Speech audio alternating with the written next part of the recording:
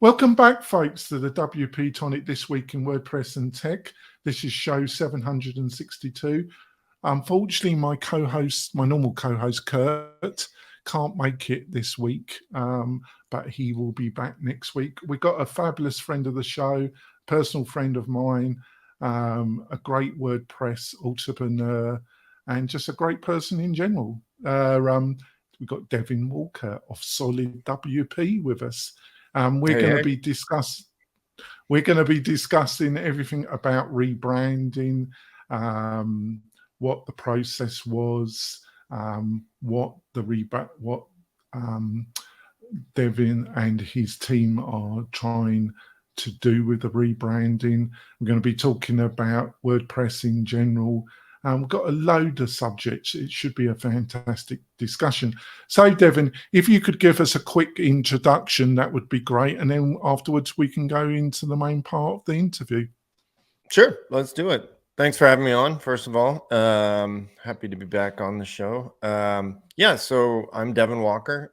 Live in San Diego, California. I've been in WordPress for 13 or 14 years now. Started off building agency websites, working for an agency here in downtown San Diego. That got me introduced to WordPress. They were doing all WordPress sites. Eventually discovered, oh, well, we can create some really cool plugins and themes for WordPress, and then started tinkering from there.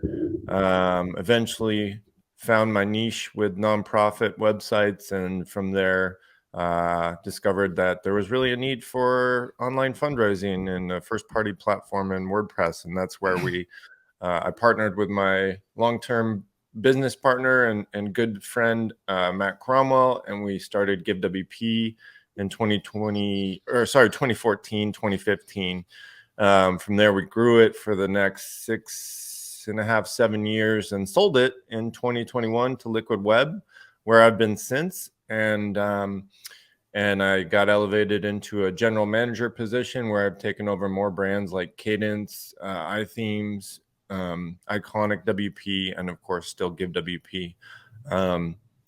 Not so much doing development and design these days, but still getting dangerous with it. Doing a lot of business stuff these days, which is like 6-7 hours of my day. But I still find time to get dangerous with design and development. You always got to keep yourself dangerous. That's what I say. Exactly. I've made a career of it. Before we go into this fantastic interview, I've got a couple of messages from our major sponsors. We will be back in a few moments, folks.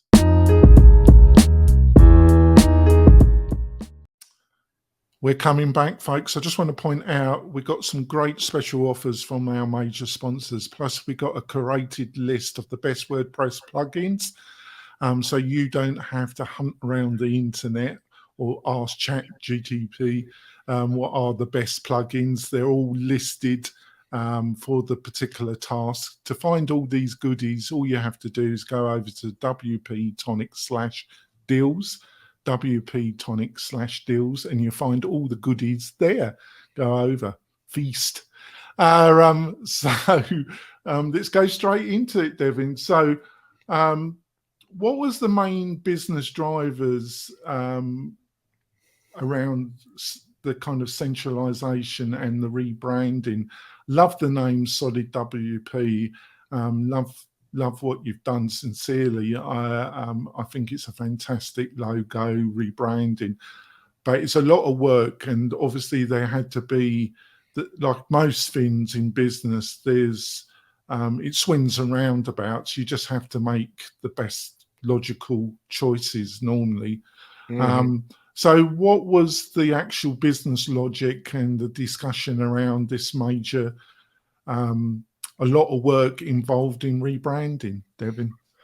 Yeah, wow, that's a loaded question. I can start in various places, but let's just sort of start back when last year. And I was happy in GiveWP land, right? Just still focusing on GiveWP. And iThemes was separate from anything I was doing. Of course, we're all under Liquid Web, under the Stellar WP brand that's like our software, WordPress specific software brand for Liquid Web. But when I was approached to take over multiple brands, iThemes being one of them, it was a really interesting opportunity. And I thought about it, and it wasn't just like, yeah, take over iThemes and continue business as usual. It was like, we really need to shake up this brand and figure out where it's going for the next 10 years. Because over the last previous 5, I would say, the identity has really been sort of lost with iThemes. For instance, they don't really even sell themes anymore. And they really made their name in 2010, through 2015-ish, selling a large catalog of themes. And that's where that name really makes sense, right? But eventually they went and they took a number of different bets, and some of them worked out really well. For instance, iTheme Security, they acquired that plugin back in, I forget the actual year, but around that 2015-ish time span. And that turned into one of their flagship products. It's got 1 million active installs. It's one of the best security offerings for WordPress. If you go to the homepage of iThemes for the last 3 or 4 years, it's like the main hero image. But that has nothing to do really with themes except for securing them and making sure they're secure. So it was really an identity crisis, and this started, affecting other things in the business, the direction, and we really needed to set that pathway forward in a way that makes much more sense. So there's room for growth, room for expansion.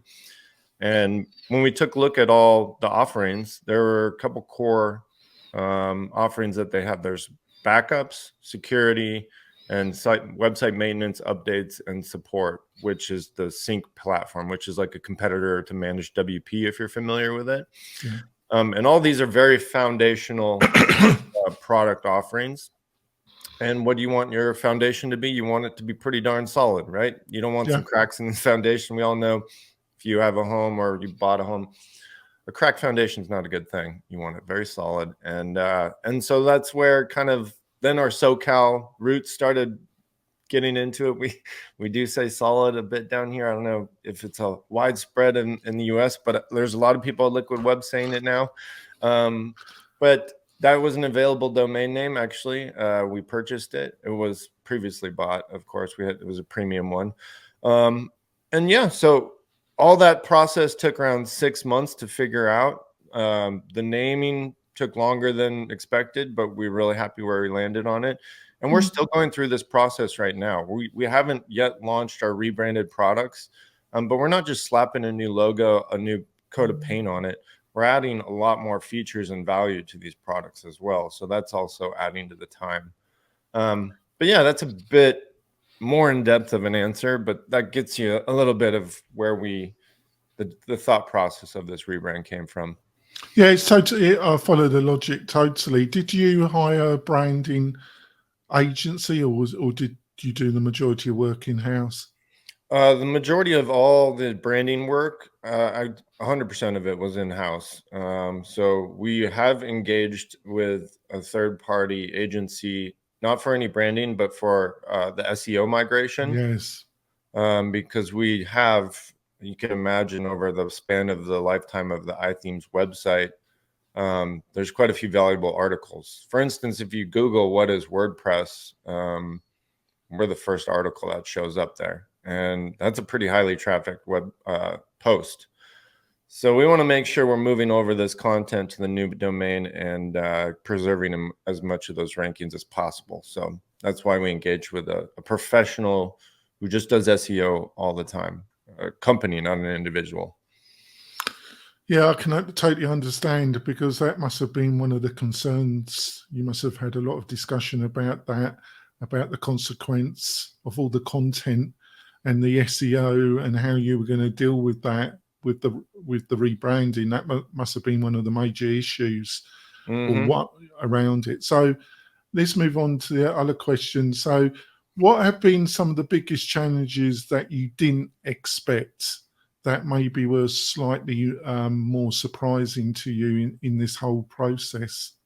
Has anything come up that you didn't Yeah. expect, Devin? There's been something at every corner, Jonathan. It's after 10 plus years of building a business, there's a lot of things that get created, forgotten, picked up, put down over the years. And coming in as a new leader in the company, one of my first tasks was trying to understand the whole ecosystem of what iThemes has created over the years. And wow, it is so much. There's a lot of stuff there. Like, for instance, their e-commerce platform and checkout process is all custom built using like a Symfony PHP framework that is not documented. So there's a huge lack of documentation. Right. So business leaders, please document it, because if you sell it and then hand it off later, it's going to make it a whole lot easier for whoever takes it over. But serious lack of documentation. So we've had to do a ton of discovery work and create those docs around it. There's a whole cloud ecosystem of like dev servers and staging sites that are spun up and sitting around that are costing the company, that we've had to discover, find out what they're used for, see if they're still in use, shut those down, inventory them for later. That's been a fun experience. I question some of these decisions, why they were made, but I also understand that some of them were made back in 2012 when this was the right thing to do. But companies like this size that are relatively smaller cap have to move really fast and don't have a lot of time to do homework and cleanup work. So I can understand why that's come in, but we've had to do some of that inventory and cleanup. What can we move now? What can we just shut down? What needs to wait till later? What can we migrate in phases? And there's something new all the time. When we first got into this, we're like, we're going to get rid of this custom e-commerce gateway cart with Recurly that's charging like ungodly amount of money for our subscriptions for some reason. We're going to go to WooCommerce and Stripe and license. Sounds like a pretty picture. Oh no, well, all the licensing works in a custom way with thousands and thousands of live customers right now. It's integrated with S3. It's just like a tangled web that you just want to pick up and move to the new location. Now, we don't want to even mess with that until later this year, next year. So it's been a sobering reality. You get into these things and you're like, wow, we're going to slam this out in a couple months. But when you get it really into it, you're like, wow, this is going to take a year to complete. Yeah, I totally follow it. It's all about, it's a strange mixture being successful in business, Devin. This is only my reflection. You got to really be truthful, unless you got somebody, a co-founder or somebody you can. Normally, you need to have vision, but you also got to be able to deal with the nitty gritty. Mm-hmm. Just having really great vision is great, but if you've got no ability to execute and deal with the nitty gritty, you've got problems, haven't you? Absolutely. This has been really interesting experience, because I've migrated old client sites and customer sites, pretty big ones, using, being in the agency world for so many years.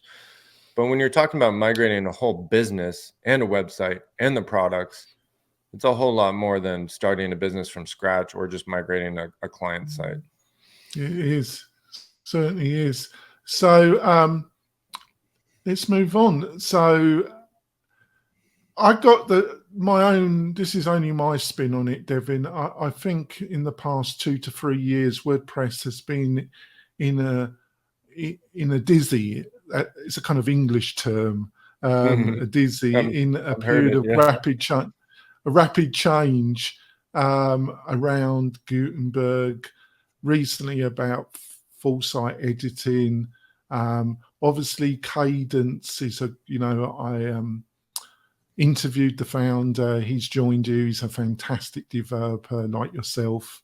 Better than me. Built well. He's very, what he managed to build with himself and a small team is mighty impressive. and Cadence isn't full site editing at the present moment. I think. No. It's one of the main players. Spectre, Cadence. There's a couple others, but it's either the top one or the second top one, depending on your opinion. Obviously Spectre comes from a fantastic team as well. So what was your reaction to the latest upgrade in WordPress and full site editing? If you want to pass an opinion, Devin. I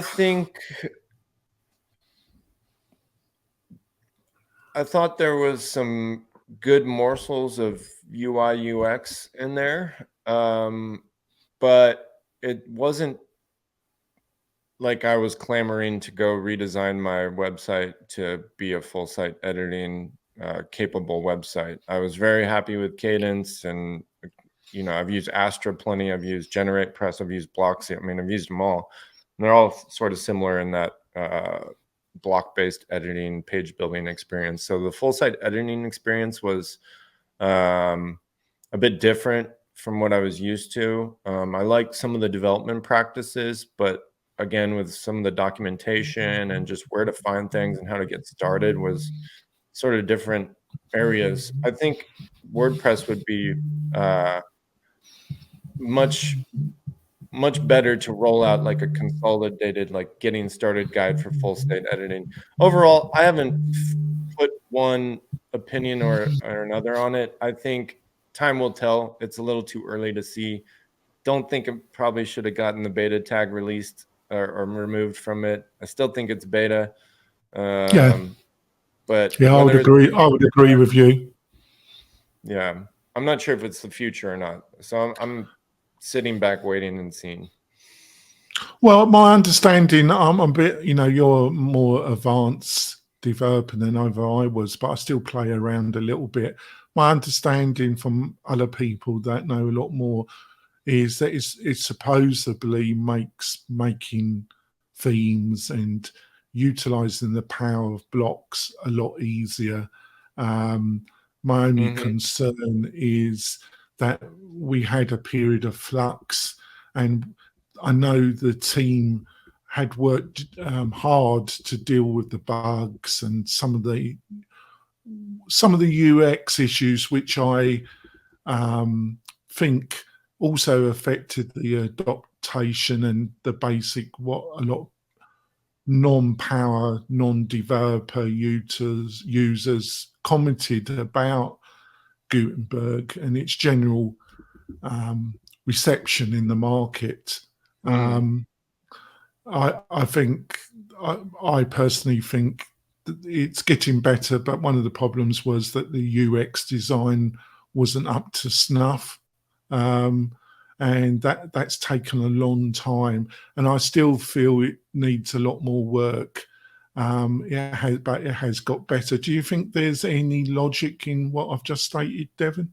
Absolutely. That was one of my big issues with Gutenberg after playing with Beaver Builder for many years, playing with Elementary, not just playing, building actually really great looking websites and powerful websites with these, and developing my own modules and creating on those two page builders, not to mention all the others.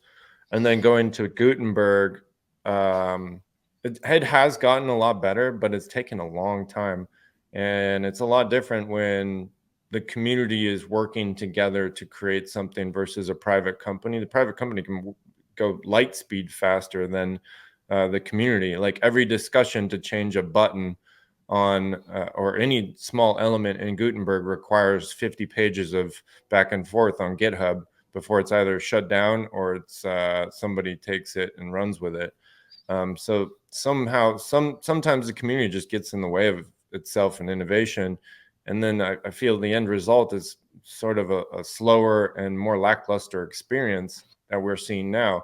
That's not the case for everything, but I've had an idea for a while to run or to create a blog post that's like similar in a similar vein, like WordPress stop getting in the way of WordPress, or the community stop getting in the way of WordPress or something, because it does stifle innovation in a way, but at the same time, it's a community-led project, and you don't want people making decisions in some closed-door room. So it's a tough balance.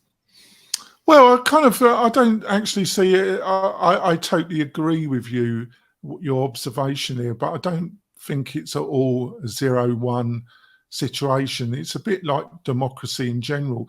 You know, there's a reason why most Western or functioning democracies are representative democracies rather than the classical Greek where everybody had a vote.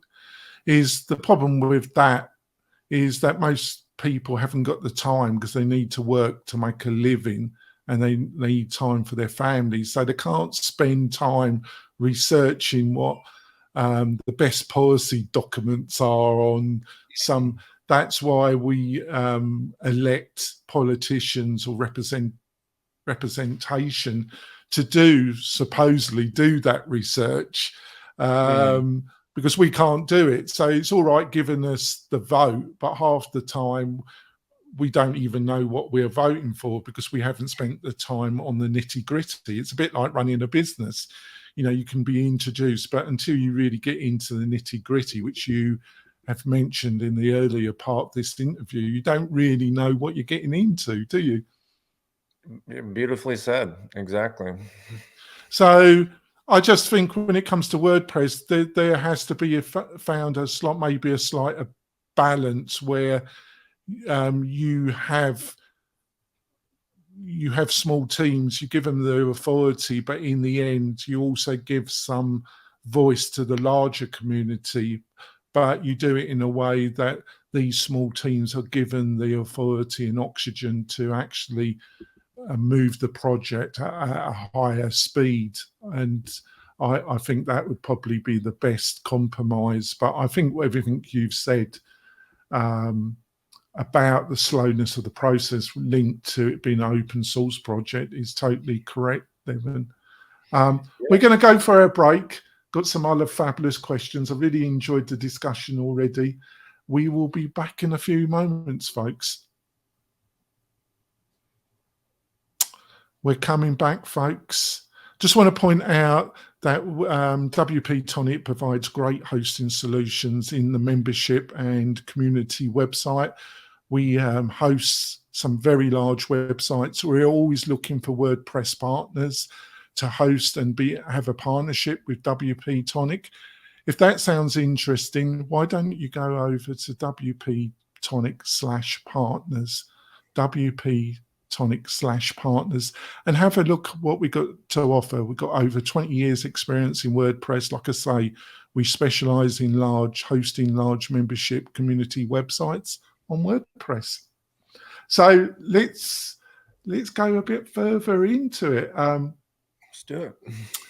So I think we probably covered the whole theme editing. Where do you, I get the feeling, and I just wanted to see if you think I'm on the right track. I got the feeling that WordPress, it's around 42 to between 44% of the market. I think in Northern America in Western Europe, I think that's declined a little bit. I think that's been hidden by an upturn in users in the Indian subcontinent and other parts of the world. But the growth has slowed down to some extent. Is that your feeling about it, or do you think the growth has been a bit more generally? I think you're spot on. I think we evaluate lots of businesses in WordPress as well at Stellar /Liquid Web, and I see a lot of revenue for various types of businesses, and then I see what WordPress has grown and or how it's grown over the last couple of years, and it's the same story. You know, it's the same story with a lot of them. It's from 2018 to 2020. We all saw pretty steady, and in the case of 2019 to 2020, quite a substantial growth curve, right? And you'll see that a lot of people got online in 2020. We all know why. And we all did pretty darn well if you had a decent product in WordPress during that year. And that meant WordPress grew. You know, people wanted to get online. They wanted to do it in a flexible way that wasn't going to break the bank and use some proprietary, you know, SharePoint platform that cost $20,000 a year. And WordPress is a great fit for that. A great community around it. But then what happened? Like every 90% of the WordCamps got killed off in 2020. That's probably not the best word use, but they got shut down. And the community's still struggling for it, right? There was going to be a WordCamp San Diego. 3 years later, there's not even an organizing team. Same thing in LA, same thing in Las Vegas. Like, just look at this. And that means less popularity, less people pumping up the platform, and stagnant / negative growth is the result of that. Same thing in the revenue side for businesses that I'm looking at. 2021, maybe a little bit of growth at some companies. If you're smaller cap, lower, like less than $1 million, you probably saw decent growth. Over $1 million, you're struggling, especially this year too, unless you're doing something really good and unique and on that growth curve. It's the same way with WordPress and its growth, as far as I've seen. I think you're spot on about the WordCamps, but I think we got to be brutally frank here, or we don't have to, but I think I can be with you. You're up for it. Is that the competition has hottened up? You know, Wix used to be a bit of a joke. It isn't a joke now. They've really made it into. I would look at some other alternatives. Squarespace. Getting very serious with a very serious marketing budget. Oh, yeah. In the membership community space, a ton of SaaS competition from Kajabi, Teachable. There's about half a dozen of them. And hey, man, even Canva has websites now, you know. Yeah, which isn't very impressive at the present moment, but it will only get better and better, will it not? So in almost every industry, there is SaaS website CRM competitors to WordPress, almost in every sector, nibbling at the whole pie. Do you think there's any way that do you think, because I think one of the consequences of all the energy and time around Gutenberg, which I totally understand and totally agree. I just have some problems with the way it's been managed and implemented, but I totally understand the business logic behind it. Right. But I think that one of the consequences, the onboarding and the interface of WordPress looks pretty clunky. Do you think if money and energy was spent on that, it would help? Or are the fundamentals is it's just a much more competitive market in general? Well, there's definitely the competition. You're absolutely right about that. I think you're hitting both sides of the equation here with the competition stepping up their game, and then WordPress sort of stepping up their game, but being slow to the mark. And with the admin interface, like MP8 or whatever that code name of that interface was that came out 10 years ago, it's 10 years old now, at least. Yeah. I think maybe a little more. And nothing got me really super excited recently in the make.wordpress.org as much as seeing a concept for what that interface could become. And I don't know if you saw that little quick short video of like sort of a Squarespace-y type experience in WordPress. No, I didn't actually. I missed that one. Yeah, it was really neat, but it was like a Reactful, smooth transition, more seamless experience, like a single page application experience in WordPress. And that's where I think WordPress needs to go. It needs to be easier for the beginners. One of my buddies is a restaurateur. He's a really great chef. And he's just opening a new restaurant, and he tried WordPress, and he's a relatively technical guy for being a chef, and he just couldn't do it on his own, and didn't have budget for an agency and these types of things. So what did he do? He went to Squarespace, and he spun up a pretty decent site in a short amount of time. And that's where WordPress is losing right there, is those types of individual mom pops, typically not building for themselves, not reaching out to a freelancer or an agency to build it for them. I think the agencies still prefer WordPress, personally. Yeah. Well, that you got Doodle, you got about 2 to 3 major competitors. Just call it Doodle. Doodle, was it called? I forgot. Drupal. Drupal, not Drupal. It's called something else. There's and there's another one. Even on the agency side of things, there's a couple of serious competitors. There's a ton of good ones. I think, what was this one I was looking at the other day? It's like there's Vercel, which is a cool looking thing. I think that's one. And then there's Astro. There's like great development experiences that are like Next.js, Reactful, like all the stack for WordPress, frankly, is a little, it's not the coolest looking stack anymore. Yeah. I think the other problem is what you've just hinted is you've got the DIY, the small business owner, but one of the major drivers of WordPress has been the freelancer agency professional market. Do you think, is it possible to build something? It's tricky. I wouldn't have thought it's impossible though, but is it possible? I suppose this was the whole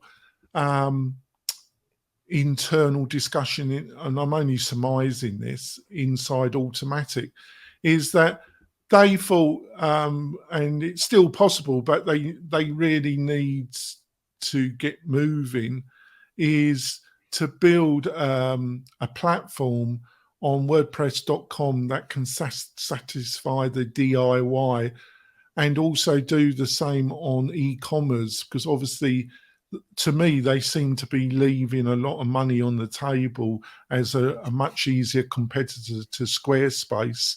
But then with WordPress.org, that needs love, but that can be a product that really appeals to the freelancer and to the agency. Is it possible to square these competing business buckets, or is that not possible? And is that fundamentally one of the key factors of it seeming to be a bit schizoid at the present moment?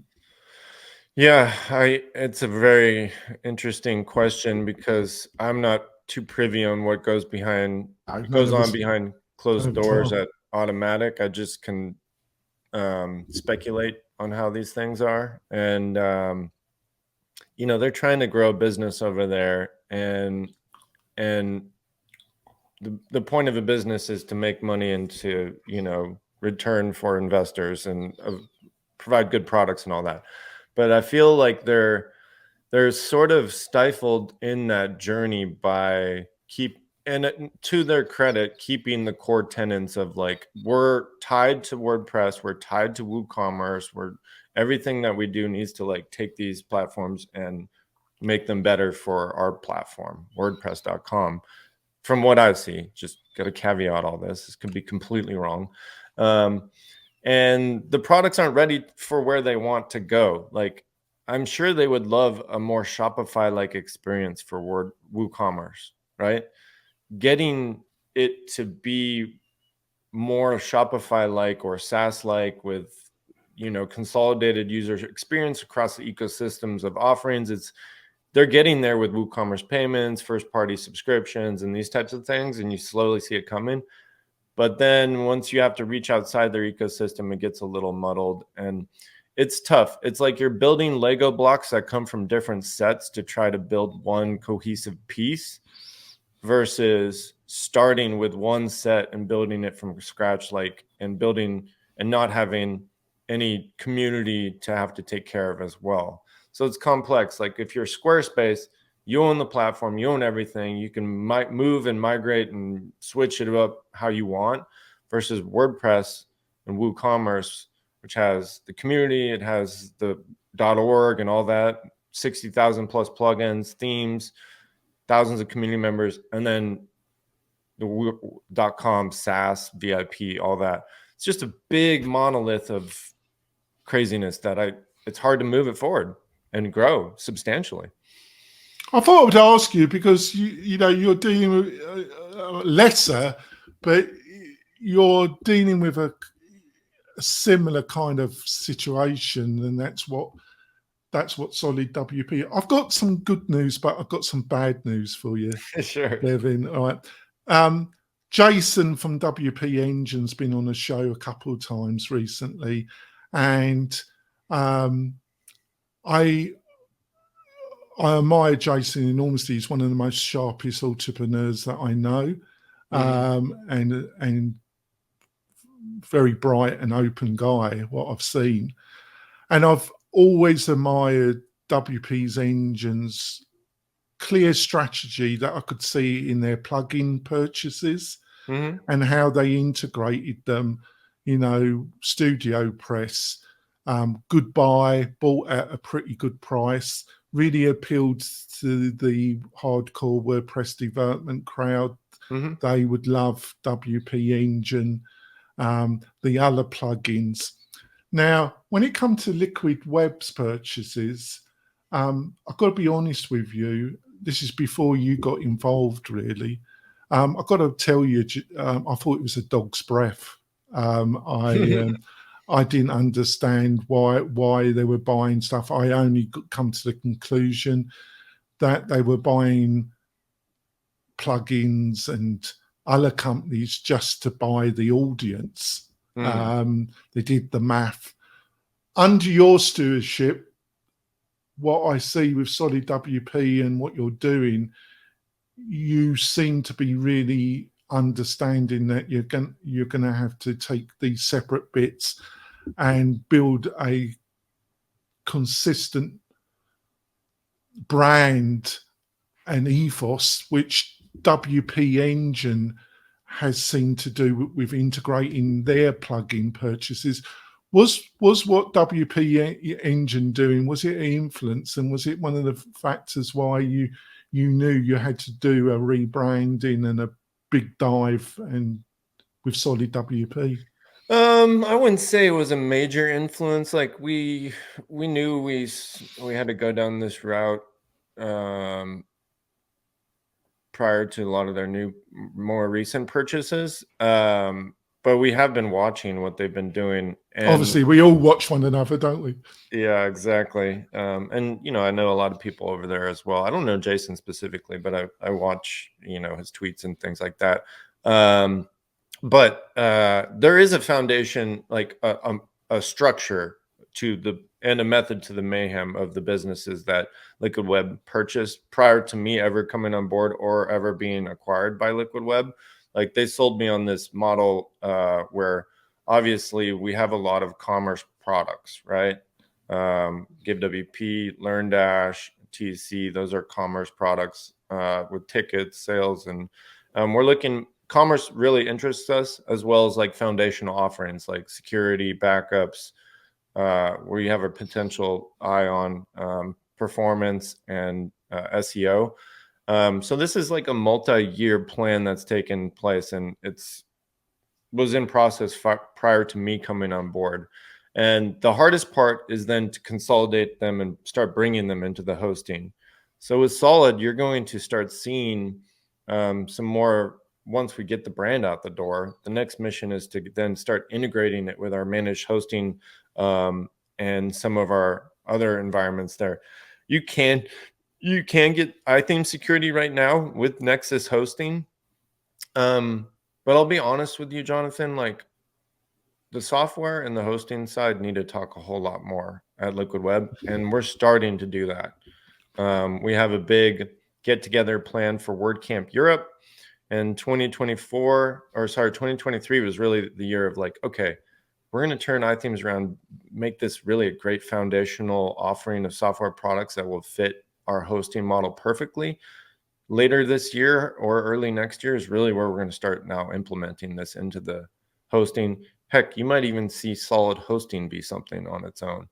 We'll see.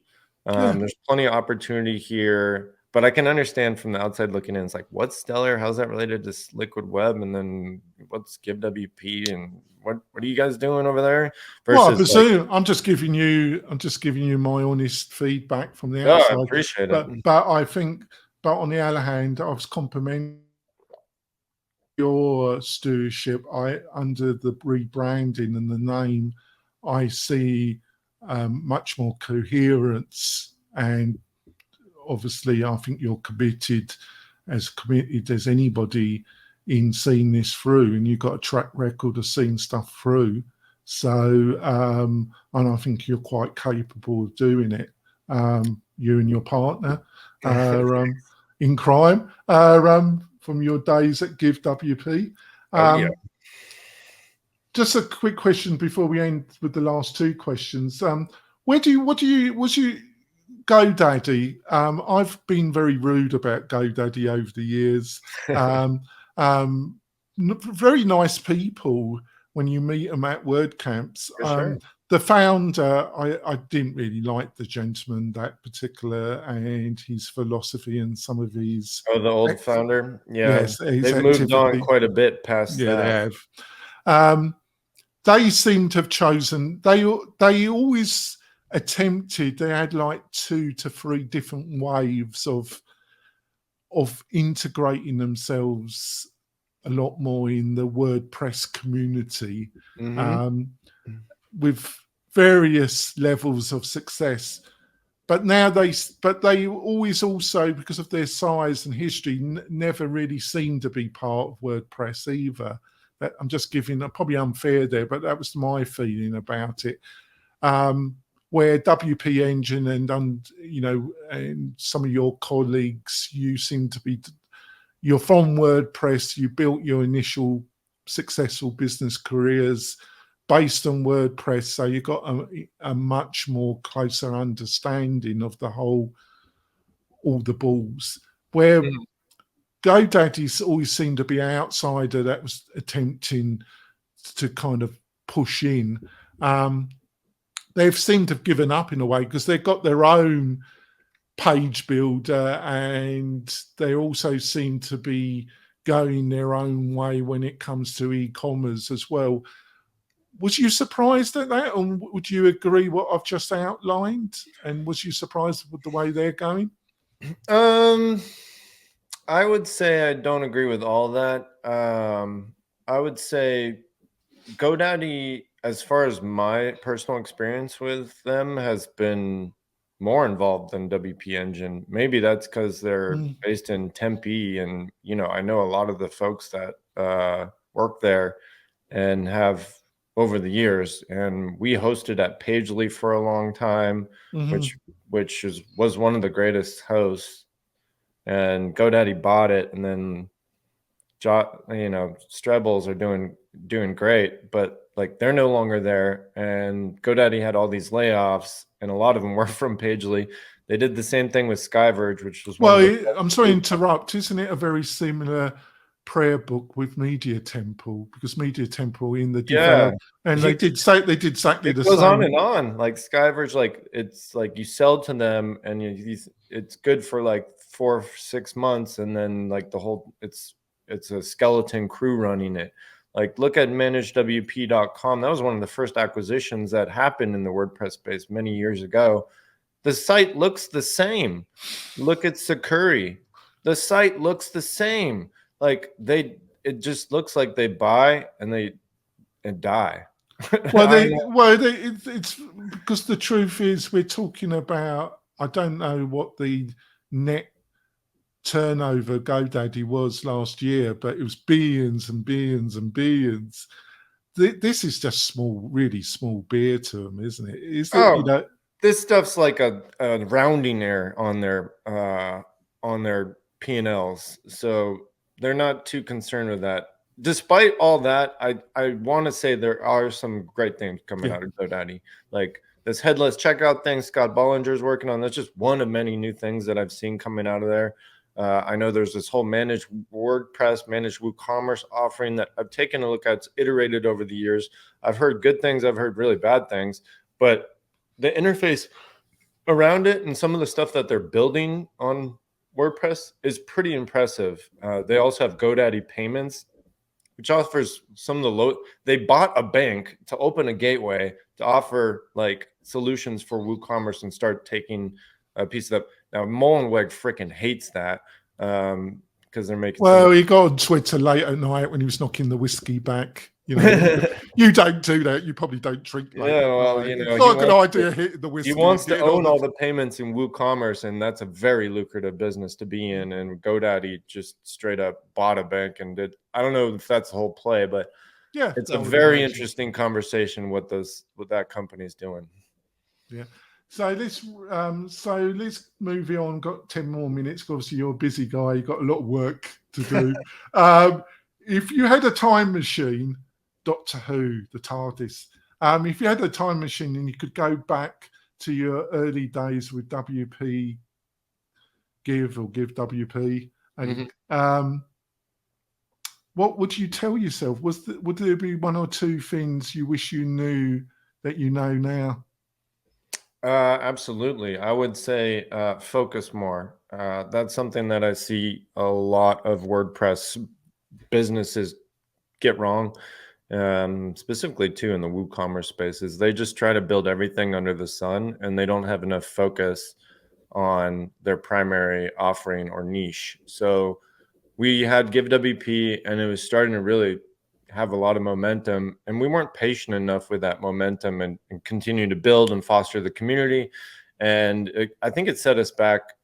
I'm not sure how much, maybe a year or two, because we said, okay, this Give thing's growing, that's great. Let's go build a Maps plugin, like a Google Maps visual editing plugin that you could build store. Had nothing to do with nonprofits, donations, or anything like that.